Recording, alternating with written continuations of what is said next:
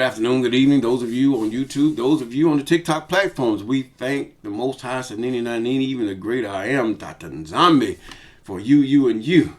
Yes, let us pray. Oh, great, most holy Spirit that moved upon the water according to Genesis 1:1. We thank you for all that you've done. We thank you for your mercy. We thank you for all the things that are going about. We are enduring. Many of us are enduring hardships. We're doing war. We're doing torment. We're doing threats. We're doing warfare. We're enduring many things. These things that have come against us. Some of us have lost our lives. Some of us have prayed and still no answer. But yet we know that you are going to be there for us in the end. Yes, in that time, in that great getting up day, we shall see your face. Yes, even those that have been under the altar and their prayers are coming up to you as an incense. We thank you that you are going to hear those things, and their wrath is steadily coming out. And our prayers is going to be poured out upon our enemies, and they shall be defeated. Yes, there are some who've given up and called this thing a myth. There are some who've given up and said this thing is not so. They said God is contradicting himself, but is not man here. But yet you have proven yourself so many times. You've proven yourself through three civilizations. Now this last one, you are proving yourself even more. And we thank you even more today that you're going to bless us, our children, and all that we have. And give us that wisdom to cleave unto you and that patience which surpasses all understanding. Thank you. Yes. We thank God for you and you and you. And we're coming from Genesis chapter 31. Genesis chapter 31 and verse 1. Yes, Genesis chapter 31 and verse 1. And it reads, and he heard the words of Laban's son, saying, Jacob hath taken away all that was our father's, and of that which was our father's have he gotten all his glory. And Jacob beheld the countenance of Laban, that's his face, and behold, it was not toward him as before. Laban was evil, mean. Verse 3. And Sanini Nanini, even the great I am that I am, said unto Jacob, return unto the lands of thy fathers, and unto thy kindreds, and I will be with thee. In other words, go south. He was in Syria then. And Acob sent and called Rachel and Leah to the field unto his flock. Okay, he called his wives. Okay, I need y'all input here. Let's get this together.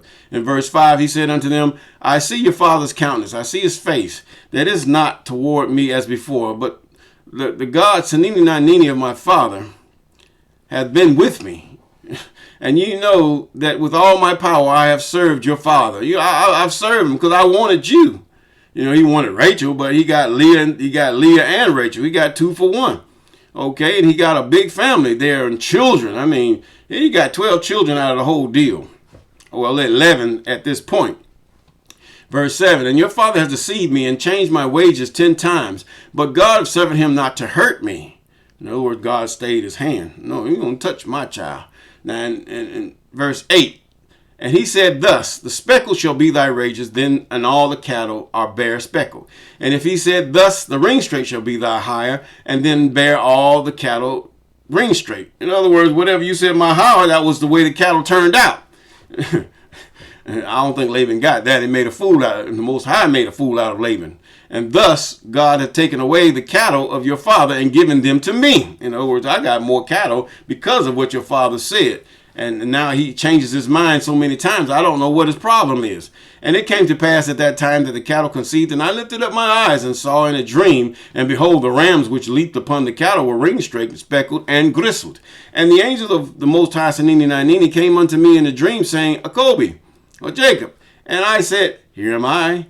And he said, lift up now thy eyes and see all the rams which leap upon the cattle are ring, straight, speckled, and gristled. For I have seen all that Laban had do to thee. I seen his meanness. I seen how this man is greedy and he wants you to produce more for him and less for you. But I have turned that around. Yes, God will turn it around. Hallelujah. And 14. And Rachel and Leah answered and said unto him, is there yet any portion of inheritance for us in our father's house? In other words, what is he going to give us? If we stay with our father, what is he going to give us? That's what they're saying. Are we not counted him as of strangers? In other words, we are his wives, we strangers. For he has sold us, and he hath quite devoured also our money, your bride's price. Whatever Acob brought to their father, he spent it. In verse 16, for all the riches which God have taken from our father, that is ours and our children's. Now then, whatsoever God hath said unto thee, do. In other words, they saying, baby, do it, baby, do it, baby, do it.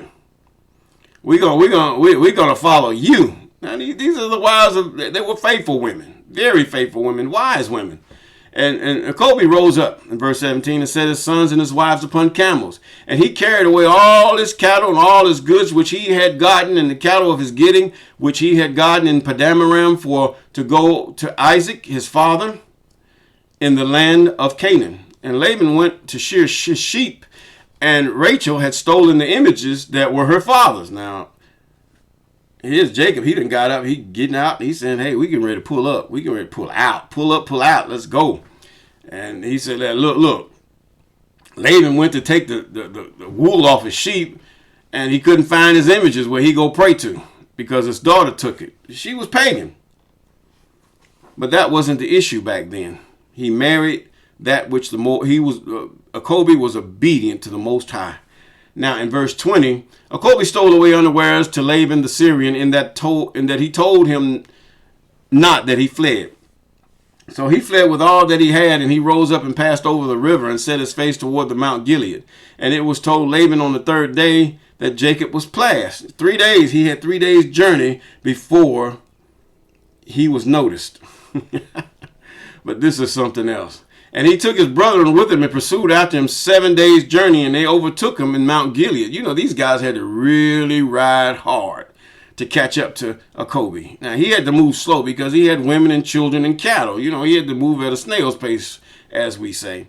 Now, in verse 26, Laban said unto Acob, what hast thou done that thou hast stolen away unawares to me, and carried away my daughters as captive, and taken with sword?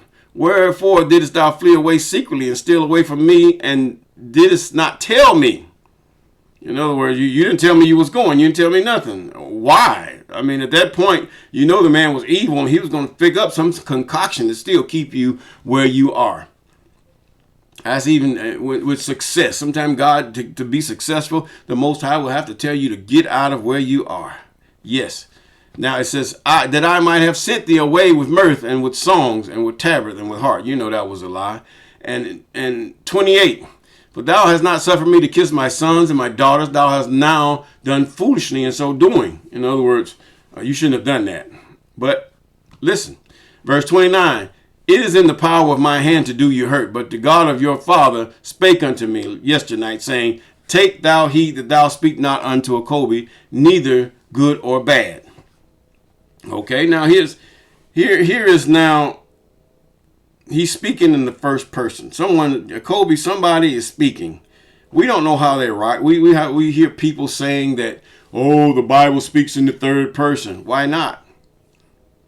If I write saying myself, I this, I that, people can misconstrue it. But when I look into things outside of myself in the third person and see what is going on, then I can write, or my scribe or those who's writing about me can write in that third person. See, we have to really think about how people are trying to sway us from the faith which was once delivered to those that are anointed and elect. Now, he says in verse 30, and now, though thou wouldest needs be gone, because thou sore longest after thy father's house, yet wherefore hast thou stolen my gods? Somebody stole my gods, man. Come on now. They stole my things. They stole the images that don't speak or talk or cannot hear or see. Now, and Acob answered and said to Laban, because I was afraid, for I said, perhaps thou wouldest take by force thy daughters from me. In other words, they really wasn't his daughter. They was the wives of Acob, because they were given unto him, and he paid the price for them. And this was the norm back then. Love is overrated in many ways. There ought to be a commitment. See, God gives you the formula for love. He gives you the formula for commitment. Even in our marriages, the same thing goes, but we are so bent on what we think of the secular world, what love is. Love comes and goes. It's a feeling. The love has so many ambiguous meanings. Everybody has their way of love, but there's no clear definition of what really love is. But God shows us with example what he desires of every man toward his wife, and a wife toward her husband. And whomsoever thou findest thy gods with, let him not live before our brethren. Discern thy what is thine with me, and take it to thee. For Jacob knew not that Rachel had stolen them. Now if Laban would have found them on Rachel, what would have happened? Rachel would have been dead. Now, at that time. Now, verse 34. Now, Rachel had taken the images and put them in the camel's furniture and sat upon them. And Laban searched out all the tent, but found them not. And she said to her father, let it not displease my lord that I cannot rise up before thee, for the custom of women is upon me. And he searched, but found not the images. So she didn't get up because they were under. And ain't no man gonna sit up there and say, I ain't going in that. No, I ain't going. I don't even want to smell it. But anyway, in 36, and Acob was wroth and chode with Laban. He argued with him. And Acob answered back, or Jacob answered back and said to Laban, what is my trespass? What have I done to you? What is my sin? What against you have I done? Sin is transgression of the law, but yet sin can be whatever boundaries you have crossed with another, that thou hast so hotly pursued after me, whereas thou hast searched all my stuff. What hast thou found of all thy household stuff? Set it here before my brethren and thy brethren, that they may judge between us, or betwixt us both.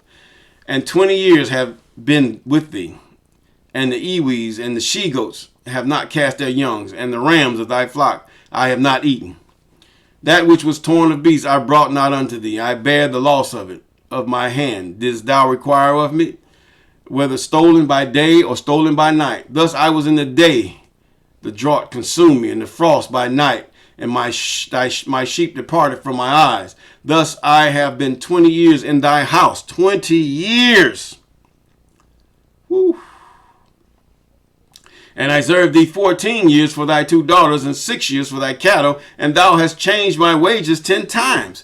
This man been through, torment. He's worked hard. He's been near death trying to get this man's. It's just like some of us on our jobs. We work all day, all night for what? Only to have to depend on your wages to support you in your old age, and not anything that your employer has done. Now, some of us, we have it good. We had the old pensions. Now you have to pay. You have to pay 401k. You have to pay all this other stuff. When you've worked and you enhanced this man's business and enriched him in many ways, not only does he benefit, you benefits, everybody benefits. But at one time he gave to you because you had benefited him and the pension plan. Now, he said 42, except the God of my father, the God of Abram, and the fear of Isaac, even Isaac, had been with me, surely thou hast sent me away now empty. I wouldn't have nothing. God hath been seen my afflictions and the labor of my hands, and rebuked thee yesternight. And Laban answered and said unto Acob, these daughters are my daughters. These children are my children. What? These cattle are my cattle. And all that thou seest is mine. How is it yours? It's mine. Oh, you taking back. You're going to be a giver. You're going to take back what I had earned. And what I can do this day unto these my daughters and unto their children, which they have borne. Now, they have borne. They wouldn't have borne them except it been by Acob's seed. All right, now. Now, therefore, come thou, let us make a covenant, I and thou, and let it be for a witness between me and thee. And Acob took a stone and set it up for a pillar.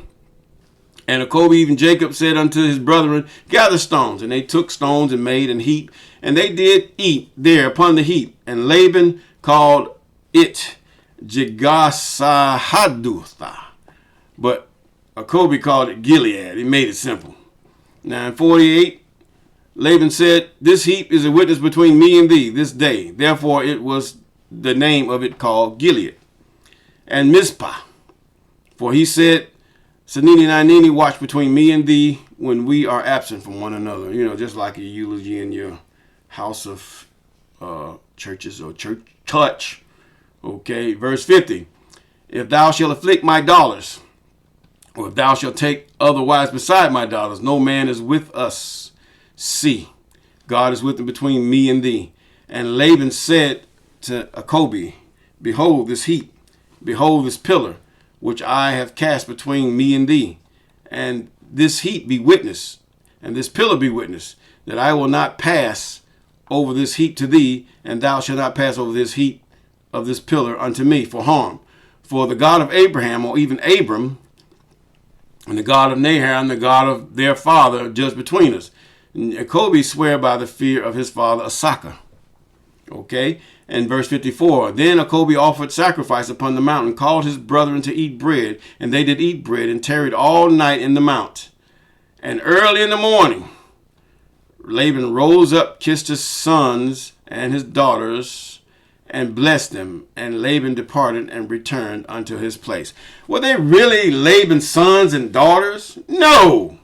All those had belonged to Jacob. They were the wives of Jacob.